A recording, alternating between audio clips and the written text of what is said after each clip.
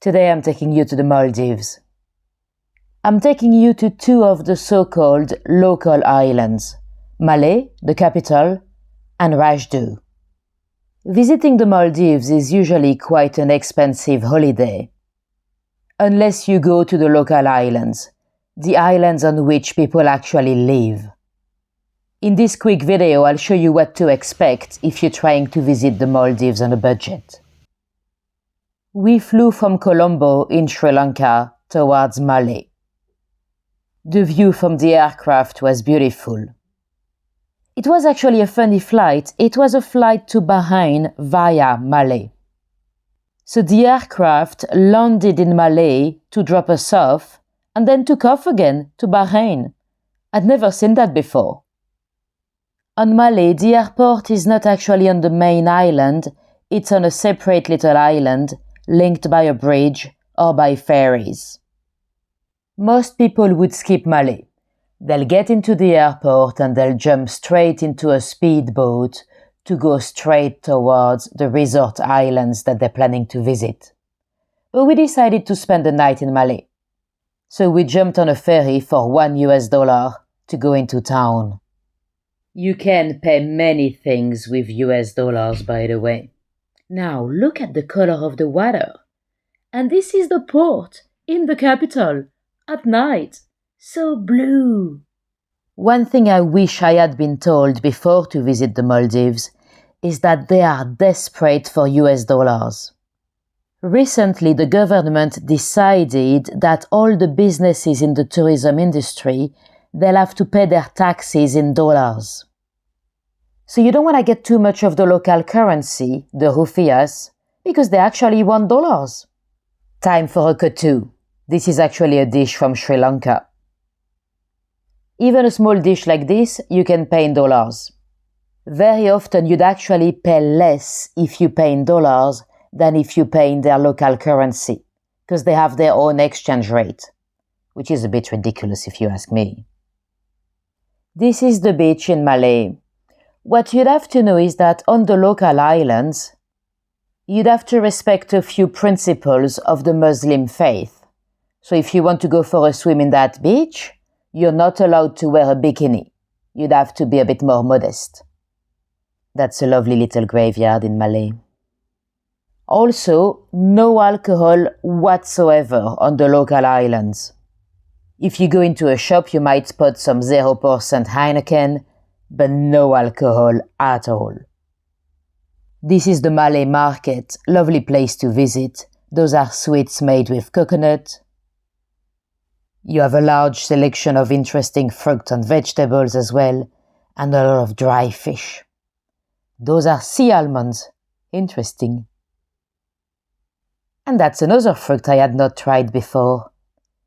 It's actually very dry. They cut it in slim little pieces.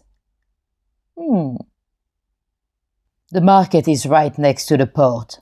Malé is a city. The full island is a city. So it's busy. It's nice to see the capital. And to give you an idea, for the hotel, we paid 42 British pounds a night with breakfast. Now, those are betel leaves and betel nuts. They are everywhere. Sadly, a lot of local people are addicted to it. It is a little nut. Well, technically it's a berry, but it is known as betel nut, also known as areca nut. You chew it and you get a kick out of it. You get a bit high, a bit euphoric and more energetic as well. It is highly addictive due to the areca line, quite similar to nicotine. It stains your teeth, damages the gums, and causes oral cancer. It's a big issue in Asia. Anyway, right here, right outside of the market, you can spot some stingrays in the port. They're coming to have a feast on the leftovers from the market. And in the distance, look, a turtle! No need to go snorkeling or anything, you can spot turtles from the market. Now, time to jump on a speedboat. In the Maldives, to go from one island to the next, you've got three options. Speedboats, local ferries, or seaplanes. That's a seaplane there. They basically land on the sea. We were planning on catching the local ferry because it's only a couple of dollars. But we got the timetable wrong. The Malé Rasdhoo is only every other day, so we ended up having to pay for a speedboat. That is about $40. Checking in into our hotel with a welcome juice and a parrot. The hotel owner had a little parrot. He loves licking your fingers. Those little hotels and guest houses, they're quite high standards. I think what happened is that, the tourism on local islands has only been opened since 2009. It has been enabling locals to also profit from tourism. So some of the people that opened their little guest houses, they used to work in the big hotels, the Marriotts, the Hiltons. So they kind of copied the system. So you'd get the free umbrellas or the free breakfast, the welcome juice and all that. Our little hotel in Rasdhoo was about 65 British pounds a night. So much, much cheaper than it would be in a resort in one of those resort islands. The first resort in the Maldives was opened in 1972. Nowadays there are nearly 200 resorts. 15% of the islands are only for tourists.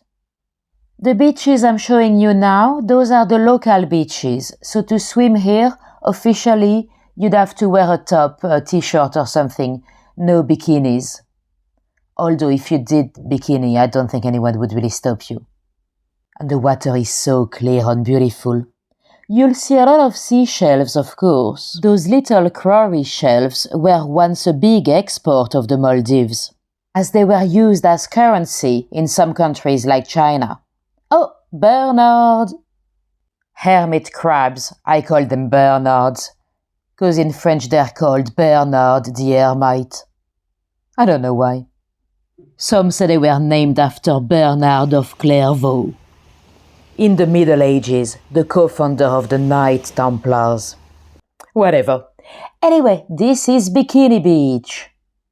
So on this side of the island, that's where you are officially allowed to wear a bikini.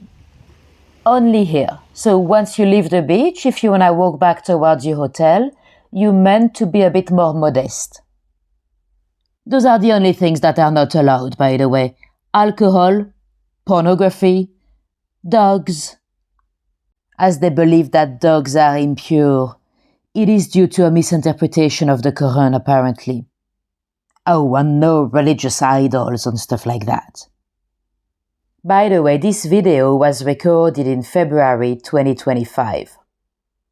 I think it is important to mention because I have spotted quite a few very large construction sites.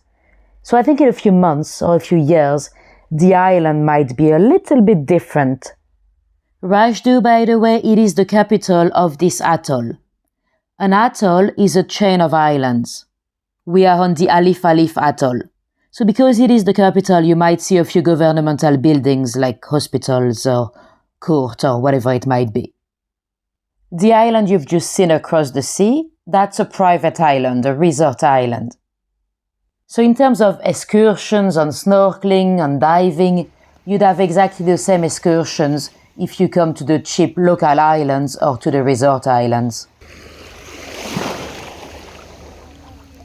You probably want to visit during the dry season, so that's December to April. In July and August, you might have a bit of rain, it's the monsoon.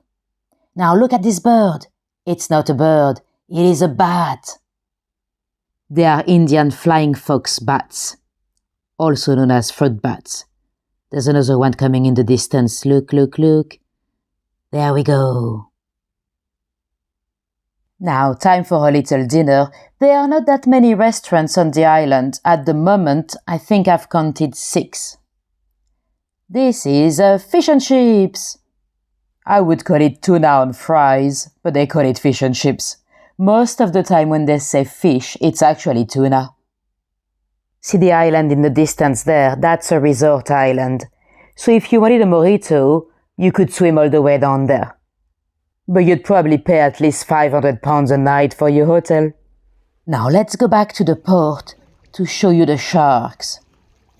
Pretty much every night, if you end up at the very right time at the port, you'll see those fishermen cutting the tuna. And they're dropping all the leftovers, the bones and all that, in the sea. So you have dozens of those sharks. I think they are nurse sharks. They're waiting there. They're just like doggies waiting to be fed. Very funny. I had never seen that many sharks in a go. And it seems to be pretty much every night. I don't know if there are that many every night, because I only spent 2 days on the island. But that's definitely something to see. Now, in terms of excursions, you can go and see sharks, manta rays, stingrays, dolphins, turtles. But it is weirdly organized. Snorkeling is actually more expensive than diving. Weird. My friend was going diving and they agreed to have me for free on the boat. So I actually went snorkeling for free into the good spots. That was great. Because otherwise, the snorkeling excursions, they are mainly managed by the guest house owners. So they'll take you on their little boats. They don't really do organized group tours for the snorkeling. So they'll say, for example, $70 for the turtles, $50 for the manta ray. And it turns up being more expensive than diving, because diving was $55 one dive.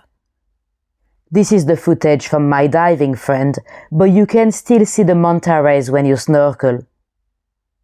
There's not much to do on the island itself. What's really impressive in Rasdhoo, it is the water activities.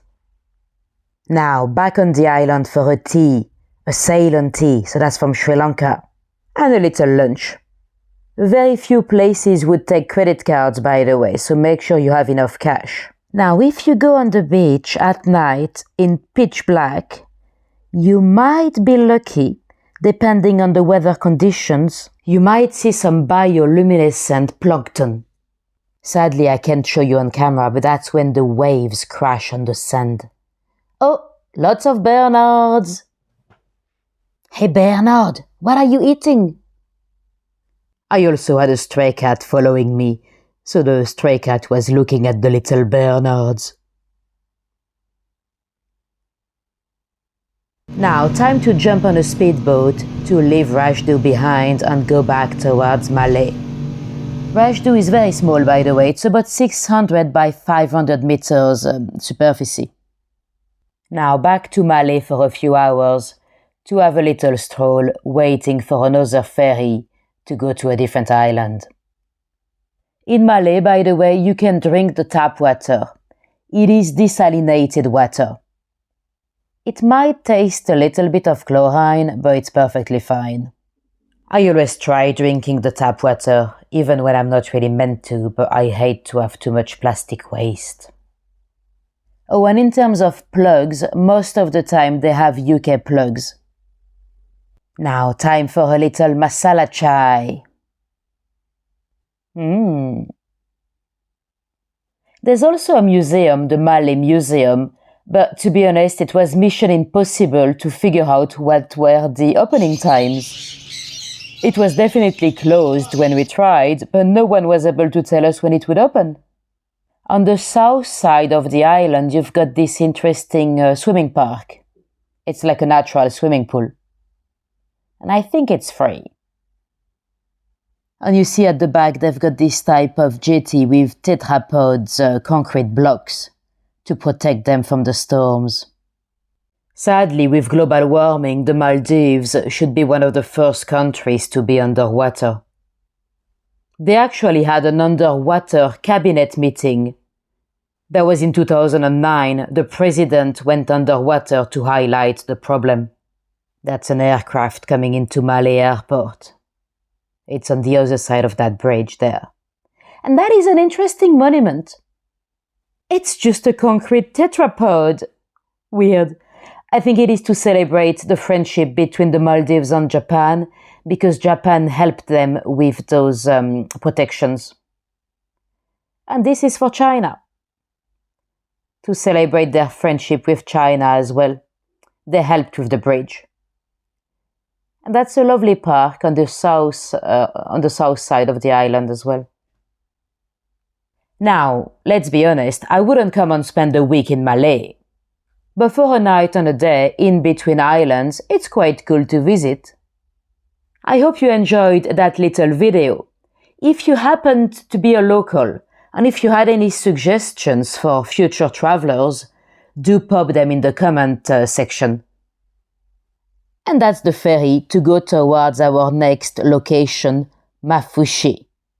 Keep an eye out for that video as well. Bye guys! Bye Bernard!